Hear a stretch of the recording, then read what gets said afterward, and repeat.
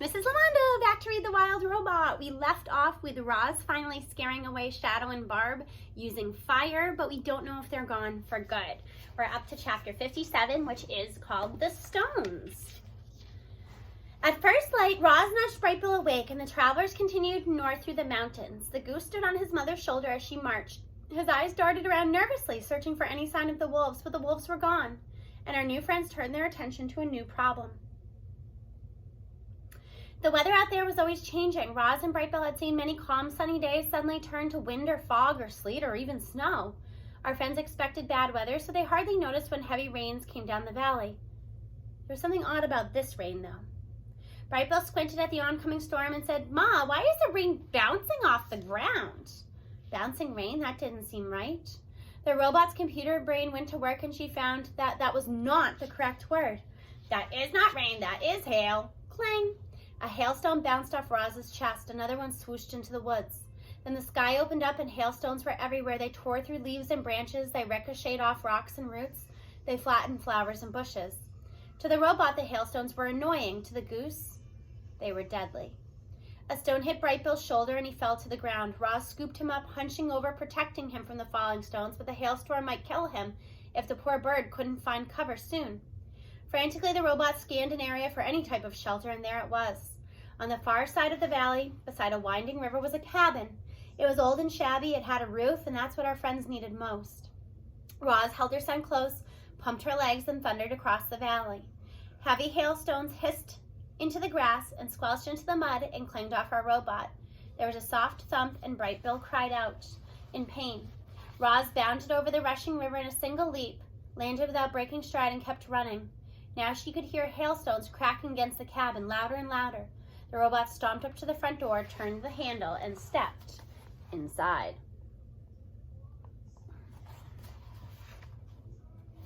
Chapter 58, The Cabin. The hailstorm was brief but violent. Its icy stones were quickly melting away, but the damage would linger on. The valley was littered with shredded leaves and wildflowers. Wounded animals were hobbling back to their homes. Several unlucky birds lay limp in the grass. Inside the cabin, Roz was standing by the window. She held Brightbill in her arms, his bruised body wrapped in an old blanket. The robot knew everything there was to know about caring for animals, but all her son needed was time. His injuries would heal on their own.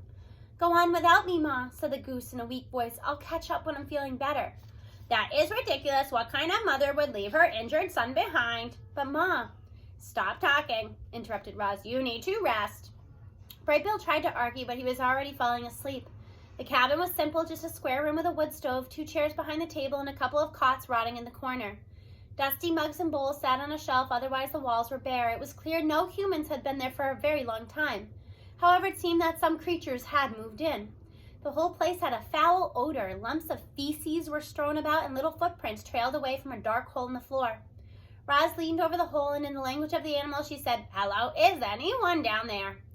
Something moved, and then a pair of shining eyes looked up from the darkness. "Who are you?" said a voice. "I didn't invite you into my home." "I am sorry to intrude. My son and I were only trying to escape the hailstorm." "Your son," said the voice. "Is that him in your arms? Let me see." Very gently, the robot lifted a fold of cloth and revealed a sleeping goose. "Must take after his father," said the voice. "He is my adopted son," the robot explained. "My name is Roz. This is Brightbill." The shining eyes blinked and the voice squeaked in excitement. "You're Roz and Brightbill? Birds have been singing about you for months. You're living legends." "Technically, I am not living," said the robot. "Seem pretty alive to me," said the voice. "Either way, it's nice to meet you. They call me Sprinkles." With that, the creature crawled up through the hole. She was covered in black fur from her nose all the way to the tip of her fluffy tail, well, except for those white stripes running down her back. You see, Sprinkles was a skunk. The robot took one look at her and stepped backward. Sprinkles frowned. "You know, Roz, skunks only get stinky when we're nervous." "Aren't you nervous now?" "Well, sort of, but in a good way. I'm honored to meet you. Please, pull up a seat. Tell me what brings you here." Sprinkles hopped onto the table and listened to Roz describe their journey. The skunk was a pretty good listener. While Roz spoke, Sprinkles nodded politely and said things like, "Oh my," and "Is that right?" "You don't say." This went on until Brightbill began to stir. "Ma, I'm thirsty," he whispered. "There's a creek out back," said Sprinkles, "and those might be helpful." She motioned to the bowls on the shelf. "Please, help yourself to anything. My home is your home." As it turns out, skunks can be quite hospitable. Sprinkles invited the visitors to stay as long as they liked, so our friends spent Brightbill's recovery in the cabin. The goose mostly slept, the robot brought him water and food, the skunk made sure they were both comfortable. A few mornings later, the sunlight streamed in through the window and onto Brightbill. He was squawking and waddling and fluttering through the cabin. His injuries had healed and he was eager to continue their journey. "Thank you for everything, Sprinkles." The robot waved as she marched away from the cabin with her son. "Glad I could help," called the skunk. "Misunderstood creatures like us gotta stick out for each other." Chapter 59, Strange Wilderness. Another gloomy day had settled over the mountains. Here and there the sun broke through the clouds and bright streaks came shining down like spotlights. One of those bright streaks swept over a rugged mountainside and found our friends. For a moment the robot and the goose basked in the warm sunlight, then the patch of light moved on and rolled to the next valley where it sparkled against a strange industrial site. A patchwork of large boxy structures was nestled among the trees. Broken walkways clung to the walls, ramps and pipes slanted in from holes in the ground. The robot's computer brain identified the site. It was a deserted coal mine. This was a strange kind of wilderness. Scattered through the mountain range were the ghosts of human activity. Overgrown railways, rusted automobiles, spindly towers perched on mountain tops, faded signs with messages like no trespassing and no hunting. It seemed humans had once lived and worked in this wilderness only to leave it all behind. In places, though, there was still activity, robot activity. Armies of robot workers methodically dug new tunnels and built new dams and worked in new mining operations. They took down abandoned buildings and hauled away truckloads of litter. Our friends were curious about these working robots, but they kept a safe distance and went on their way. Chapter 60, The Hunters. Crack! A gunshot echoed through the mountains. There weren't any hunters willing to trek into that wilderness, but those who did were serious. They camped out, wore camouflage, and fired traditional rifles for the sport of it. Crack! Roz and Brightbill were desperate to stay clear of the hunters. However, that was proving difficult. The trees were tightly packed together, and the undergrowth was tough and tangled. So they followed the deeper paths that cut through this part of the forest, but they never knew when or where the next shot would be fired. Crack! The gunshots were growing louder. Our friends slowed to a crawl, afraid of being seen or heard. And then a chatter of forest animals fell silent. Crack! A bullet whizzed through the undergrowth and a deer went bounding away. At the same time, birds screeched and flapped into the air. Unfortunately, one of those birds was Brightbill. Scared and confused, the young goose fluttered to a tree limb just as two hunters emerged from the bushes. "What's a goose doing up in these mountains?" said Hank, staring at Brightbill. "What's it doing in a tree?" "Must be something wrong with it," said Miguel. "Maybe you should put it out of its misery." Hank reloaded his rifle. "We're here to hunt deer," he said. "Looks like we're having goose for dinner." Had the hunters known Brightbill the way we do, reader, I'm sure they would have left him alone, but they knew nothing about him. To them, Brightbill was just another goose, a meal. They were hungry. The hunter raised his rifle, he took a deep breath, and he reached for the trigger. Then a fierce gust of wind suddenly blew across the forest floor. No, not wind, footsteps! Something was stomping toward the hunters. Their rifles were ripped away, bent into hooks, and thrown aside. The men had hunted all manner of beasts, but they'd never come across well, they didn't know what this thing was. It looked like a tree stump standing on two long roots with branches hanging from its side. The men stumbled backward, eyes and mouths open wide. They turned and ran, and the terrified noises trailed off through the leaf litter. The goose was terrified, too. He slumped off his branch and into his mother's arms. The poor bird was trembling with fear, but he was unharmed. "I am so sorry, Brightbill," said the robot. "I should have acted sooner. You are safe now, I promise." Chapter 61, The Guide.